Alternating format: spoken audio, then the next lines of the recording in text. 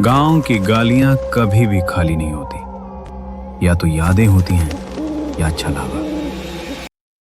आयुष एक अकेला ट्रैवलर था जिसे शहर की दौड़ भाग से छुट्टी चाहिए थी। दोस्तों ने कहा था रामपुर गांव में पीस मिलेगा। वैशाली डिस्ट्रिक्ट के रामपुर गांव में आके उसने एक छोटी सी लॉज ली। गांव के लोग शांत और अपने काम से काम रखने वाले थे। शाम के वक्त आयुष तालाब के किनारे बैठा होता और हवाएं एक अजीब सा पुरानी कहानी का एहसास दिलाती। एक दिन लॉज के पास उसे एक लड़की मिली, नाम शिल्पी। बालों में चंपा का फूल। यहां नए आए हो? उसकी मुस्कान में कुछ अलग था। बस घूमने आया हूं, अकेले कुछ दिन। शिल्पी ने हंसी रोकी। यहां ज्यादा दिन कोई अकेला नहीं रहता। ये दिन एक दोस्त लॉज में नहीं रोती है। अगली सुबह आयुष गांव में चक्कर लगा रहा था जब एक बुढ़िया दादी कतोरी ने उसे रोक लिया। वो लड़की जो कल मिलने आई थी उसका नाम मत लेना बेटा। आयुष हैरान, आपने देखा मुझे उसके साथ? दादी की आंखों में डर था। वो शिल्पी है या थी। 5 साल पहले उसकी लाश तालाब के पास मिली थी। तब से जो उसे देखता है या तो उसका हो जाता है या मिट्टी का। आयुष हंसा। आप लोग ज्यादा सोचती हैं दादी। दादी ने बस इतना कहा, छलावा पे भरोसा मत कर बेटा, वो पहले भरोसा जिताता है। आयुष ने शिल्पी के साथ घूमना जारी रखा। उसने एक रात शिल्पी से पूछा, तुम्हारे घर में कौन कौन है? शिल्पी ने मुस्कुराते हुए कहा, बस मैं और मेरी यादें। लेकिन जब आयुष ने लोगों से पूछा, सब ने एक ही जवाब दिया, रामपुर में अब कोई शिल्पी नहीं रहती।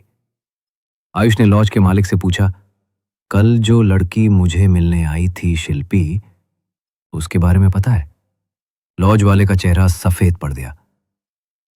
भैया ये नाम यहां मत लो, हमने उसका नाम 5 साल से नहीं सुना। रामपुर में एक के बाद एक मौत होने लगी। पिंकी छत पे चढ़कर गिर गई। मोहन नारी में डूब गया। सुरेश खेतों में जले हुए मिला। सभी लोगों ने एक ही बात बोली, उन्होंने किसी लड़की से मिलना शुरू किया था। एक सुंदर लड़की जो रात में दिखती थी। दादी ने आयुष को फिर से रोका, बेटा छलावा रूप बदलता है, कभी उसका असली चेहरा तब दिखता है जब देर हो जाती है। आयुष ने डिसाइड किया सबका सच समझना है। उसने एक पुरानी हवेली के बारे में सुना जहां शिल्पी का बचपन गुजरा था। रात के 11 बजे वो हवेली गया। अंदर हवा नहीं थी, सिर्फ सती हुई यादों की बू थी। हवेली के अंदर एक पुरानी डायरी मिली, शिल्पी की। मैं शिल्पी हूं, मुझे रवि ने धोखा दिया, उसने मुझे जला दिया। मैं अब किसी पे भरोसा नहीं करती। मैं अब सबका रूप ले सकती हूं। मुझे सबका प्यार चाहिए या सबकी मौत। डायरी के अंत में एक लाइन लिखी थी, अगले मुसाफिर का इंतजार है। आयुष झील पे गया। शिल्पी वहां खड़ी थी, वही रूप, वही मुस्कान। मैं जानता हूं तुम शिल्पी नहीं हो,